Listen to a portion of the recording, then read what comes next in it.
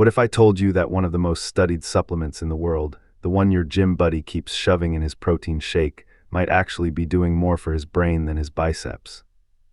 For decades, creatine has been branded as the bodybuilder's powder, but a wave of new research is flipping that script. We're talking measurable increases in brain creatine levels, sharper memory in older adults, and even cognitive protection when you're running on no sleep. So today we're answering one question: what really happens inside your brain after 30 days of creatine? Let's get into it.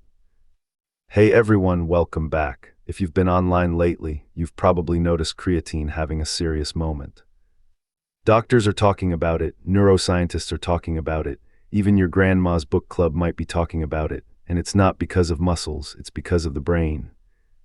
Here's the thing, about 95% of the creatine in your body lives in your skeletal muscle, but the second largest reservoir, your brain. And your brain happens to be one of the hungriest, most energy-demanding organs you've got. It's roughly 2% of your body weight, but it burns about 20% of your daily energy. So if creatine helps cells regenerate ATP, the basic currency of cellular energy, it stands to reason it might do something interesting upstairs. The question is, what exactly, and how long does it take? Let's walk through the 30-day timeline together. Quick biology refresher: every cell in your body runs on ATP. When neurons fire, when you're thinking, focusing, remembering, they burn through ATP fast. Creatine acts like a battery backup. It helps add back into ATP so your neurons can keep firing without running out of fuel.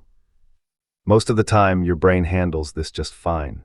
Your liver and kidneys produce some creatine on their own, and you get more from meat and fish. But when the system gets stressed, sleep deprivation, mental fatigue, low oxygen, aging, even concussion, that energy buffer starts to matter a lot more. Animal studies on mild traumatic brain injury show that creatine supplementation helps preserve ATP, protects mitochondria, and reduces tissue damage. That's why contact sport researchers and military medicine folks are now paying attention. Creatine isn't a stimulant. It's not going to make you feel wired. Think of it less like coffee and more like upgrading the wiring in your house. You don't notice it until the lights stop flickering. Here's where expectations need a reality check. If you start creatine on day one and expect to feel a mental lightning bolt by Friday, you're going to be disappointed. While your muscles can hit creatine saturation in about 5 to 7 days with a loading protocol, the brain is a different story. Researchers describe brain uptake as marginal and slow. The blood-brain barrier doesn't let creatine flood in the way it does with muscle tissue. Most studies that measure brain creatine directly, using MRI spectroscopy, don't see meaningful changes until at least 1 to 2 weeks in, sometimes longer. There is one fascinating exception. A 2024 study in Scientific Reports gave participants a single high dose of creatine, about 0.35 grams per kilogram of body weight, while sleep-deprived. Cognitive performance improved, peaked at around 4 hours and lasted up to 9 hours. So for acute stress, a big single dose can help.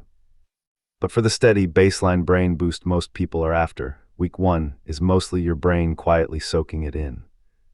Around week 2, things start getting more interesting.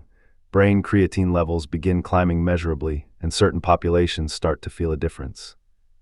The 2023 meta-analysis in Nutrition Reviews, which pooled memory studies across age groups, found an overall improvement in memory performance with an effect size of about 0.29. Modest, but real. The bigger story is who benefits. In adults aged 66 to 76, the effect size jumped to 0.88. That's a large effect in research terms. In younger adults aged 11 to 31, it was a tiny 0.03. So if you're 25, well-rested, well-fed, and already crushing your cognitive baseline, you may not feel much by week 3. But if you're older, sleep-deprived, vegetarian, or under heavy mental load, the difference becomes harder to ignore. Speaking of vegetarians, a study in the British Journal of Nutrition found that people who don't eat meat have lower baseline brain creatine, and when they supplement, they often outperform regular meat eaters on cognitive tasks. For plant-based eaters, creatine starts to look less like a supplement and more like a missing nutrient. By the end of 30 days, you're approaching the window where studies start showing consistent cognitive results. A 2025 pilot trial in Alzheimer's and dementia, translational research and clinical interventions gave patients with Alzheimer's 20 grams of creatine per day for 8 weeks. The result, an 11% increase in brain creatine levels, plus improvements across multiple cognitive measures, global composite scores, fluid reasoning, list sorting, oral reading, and the flanker attention test. Now, this was a pilot study with a specific population, so we shouldn't over-extrapolate, but it's one of the first times we've seen direct evidence linking elevated brain creatine to functional cognitive gains in humans. A broader 2024 systematic review in Frontiers in Nutrition concluded that creatine produces moderate certainty improvements in memory and processing speed in adults. Attention and executive function, more mixed. So at the 30-day mark, what most people can realistically expect is slightly easier recall, a little less mental fog when sleep-deprived, and faster mental processing under load. Not a limitless pill, but a real, measurable upgrade to your bioenergetic baseline. Let's clear up the big ones because the internet is messy on this. First, creatine damages your kidneys. This has been debunked over and over in healthy adults. A 2025 meta-analysis in BMC Nephrology found no significant adverse effects on kidney function at recommended doses. What confuses people is that creatine elevates serum creatinine. That's a byproduct of supplementation, not a sign of kidney injury. Just tell your doctor before blood work. Second, creatine causes hair loss. This comes from a single 2009 study showing increased DHT, which has never been replicated. Recent reviews find no causal evidence. Third, you need to cycle off it. There's no physiological reason to. Your body downregulates its own production while you're supplementing and resumes when you stop, no harm done. Fourth, loading is required. Loading just gets you to saturation faster. 5 grams a day for about 4 weeks gets you to the same place with less GI upset. And fifth, 3 to 5 grams is enough for the brain. This one's worth highlighting. Most brain studies use 5 to 10 grams a day, sometimes up to 20 grams. The muscle dose may not be the brain dose. If you want the brain effect specifically, here's what the research suggests. Use creatine monohydrate. It's the cheapest, most studied form, and there's no convincing evidence that fancy versions like HCl or buffered creatine work better. For brain benefits, consider 5 to 10 grams a day rather than the standard 3 to 5. Take it whenever's consistent. With food can improve absorption, but timing isn't critical. Saturation is what matters. Stay hydrated because creatine pulls water into your cells, and expect maybe 1 to 2 pounds of mild water retention. That's normal. Be patient, give it at least 4 weeks before judging the effect, especially if you're young and healthy.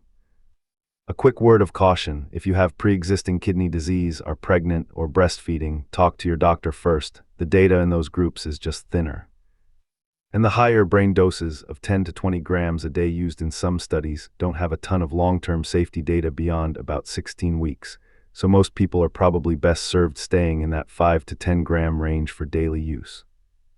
If you want an acute boost before a sleep-deprived event, a long drive, a night shift, an exam, the research supports a single larger dose providing some cognitive protection. So what does 30 days of creatine actually do to your brain? It slowly raises your brain creatine levels, gives your neurons a bigger energy reserve, and the cognitive payoff shows up most clearly when your system is stressed, when you're older, sleep-deprived, vegetarian, or carrying heavy mental load. Memory and processing speed are where the evidence is strongest. The effects are real but subtle, and they compound over weeks, not days. Creatine isn't magic, and it's not a stimulant. It's more like topping up a battery you didn't know was running low. If you're going to try it, use monohydrate, aim for 5 to 10 grams a day, stay hydrated, and give it a full month before deciding. If this was useful, hit the like button, subscribe for more evidence-based deep dives, and let me know in the comments, are you trying creatine for the brain, the muscles, or both? I'll see you in the next one.